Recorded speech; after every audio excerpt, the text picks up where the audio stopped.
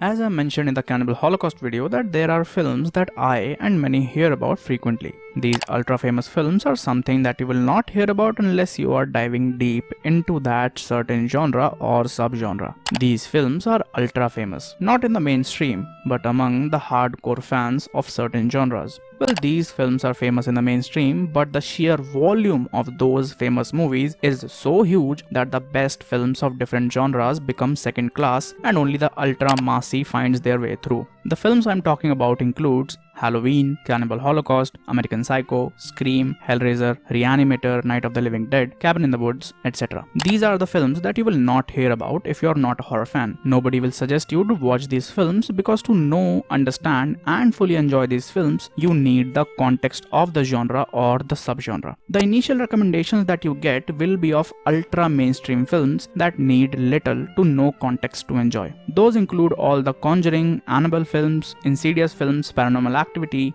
Get Out, Final Destination, The Ring, Alien, Jaws, etc. And this thing applies to all genres and subgenres. When I hear about those ultra famous among the hardcore fans films, I, like everybody, make some assumptions and perceptions about those films. And when the genre is horror and the name of the film is American Psycho, one will probably assume that it is a gritty and serious psycho killer film. I don't know about you, but I did just that, which resulted in me hating that film for almost a year.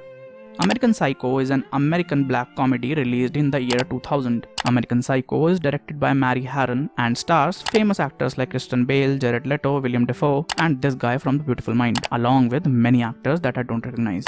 American Psycho is adapted from a 1992 novel of the same name written by Bret Easton Ellis. When I heard about American Psycho, in my head, I perceived it as a very serious psycho killer film, and when I watched it, I was very confused because it was not a normal film with a normal narrative or storytelling structure. Instead, it was filled with long first-person narrations of our main character, Norman Bates' thoughts. In the beginning of the film, I was waiting for the film to start and a normal story to begin. But when I reached the infamous business card scene, I said to myself, okay, this is what this is. And it is kind of strange way of storytelling, but in a good way. So let's just go with the flow. And I did just that. I accepted the film as what it was and went through with it. But the ending, the fucking ending, just pissed me off. I was pissed. I was furious and was in a state of self-doubt and introspection. After watching American Psycho, which disappointed me hugely, along with a few terrible recent film viewing experiences, I was doubting even the idea of me loving films. I asked myself,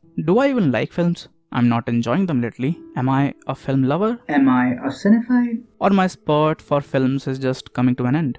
Well, I got the answers to all those questions.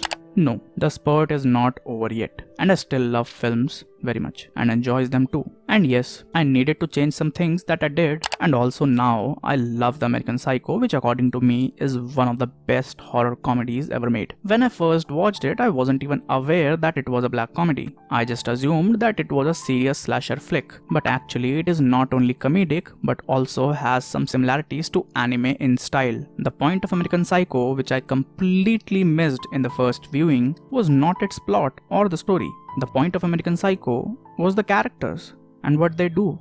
The point is Patrick Bateman and his acquaintances. The point is the culture of Wall Street in the 80s. The point is to just watch it. The point is to just listen to the thoughts of Patrick Bateman. The point is to enjoy the anime-esque over-the-topness of some scenes. The point is to ignore the bad acting or strangely enjoy it. The point is to realize that the point is to know what is not the point.